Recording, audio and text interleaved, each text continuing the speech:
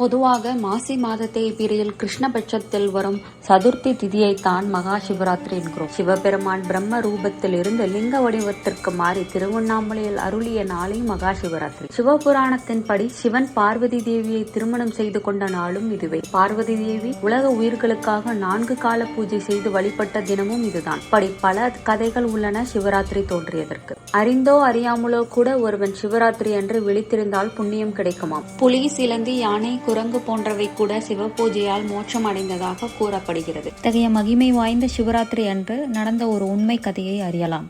மகா சிவராத்திரி தினத்தில் வியாதன் என்ற வேடன் காட்டிற்கு வேட்டையாடச் சென்றான். நாள் முழுவதும் அலைந்தும் ஒரு மிருகமும் அவனுக்கு கிடைக்கவில்லை. பசியால் வாடிக்கொண்டிருக்கும் தன் குடும்பத்தினரை எண்ணி வருந்தினான்.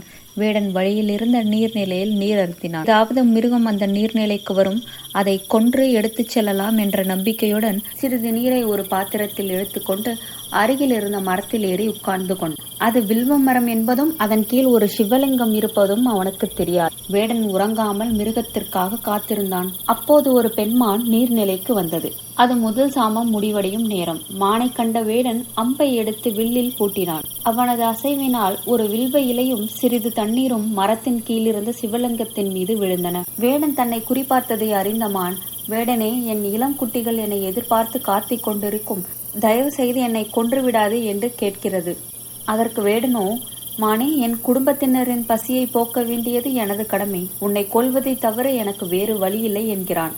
அதற்கு அந்த பெண்மான், அப்படியானால் எனக்கு கொஞ்சம் அவகாசம் கொடுங்கள். என் குட்டியை இளைய பெண்மானிடம் ஒப்படைத்துவிட்டு வந்து விடுகிறேன். என்னை நம்புங்கள் என்று தனது குட்டியின் மீது சத்தியம் செய்கிறது.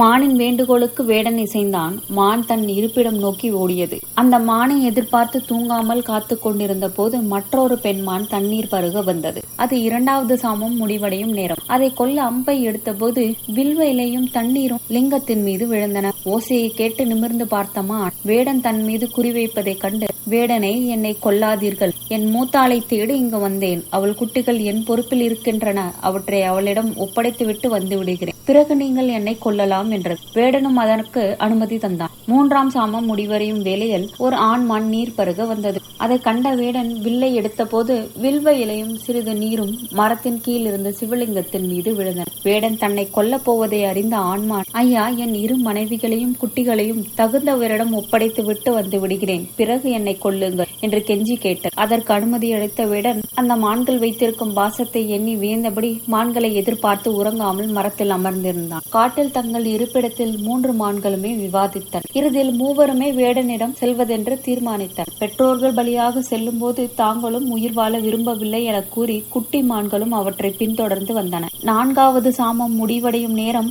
மான்கள் கூட்டமாக வருவதை கண்ட வேடன் மகிழ்ந்து வில்லையும் அம்பையும் எடுத்த போது சிவலிங்கத்தின் மீது தண்ணீரும் வில்வ இலையும் விழுந்தன. 4 சாமங்களிலும் மரத்தின் கீழிருந்த சிவலிங்கத்திற்கு பூஜை செய்கிறோம் என்ற அறியாமலேயே வேடன் பூஜை செய்திருக்கிறான். உறக்கமின்றி செய்த இந்த பூஜையின் காரணமாக சிவன் அருள் கிட்டி அவனுக்கு ஞானம் பிறந்தது. அப்போது சிவபெருமான் அங்கு காட்சியளித்து, வேடனே, உன்னை அறியாமல் செய்திருந்தாலும் சிவராத்திரி விரதமிருந்த பலன் உன்னை சேரும். அதற்காக உனக்கு தரிசனம் தந்தேன். நீ வேண்டும் வரத்தை கேட்கலாம் என்கிறார். ஈசனை பணிந்த வேடன் தனது பாவங்களை போக்கி அருள வேண்டும் என்கிறான். அவ்வாறே அருளிய சிவபெருமான், வேடனே, இனி உனது பெயர் குகன் என்று அழைக்கப்படட்டும். ஸ்ரீ நாராயணன் சிறிது காலத்தில் இப்பூ உலகில் பிறந்து ராமர் என்ற அவதாரத்தில் இங்கு வருவார். அவர் உன்னை சகோதரனாக ஏற்றுக்கொள்வார் என்கிறார். பிறகு சிவராத்திரி விரதத்தின் மகிமையை விவரித்து மறைந்தார். சிவ தரிசனம் கிட்டிய அந்த மான்களும் மிருக உடலை விடுத்து திவ்ய ரூபம் பெற்று சிவ பதவி அடைந்தன. வியாதன் என்ற வேடன் பூஜித்த லிங்கம் வியாதேஸ்வரர் என்ற பெயர் பெற்றதாக வரலாறு கூறுகிறது.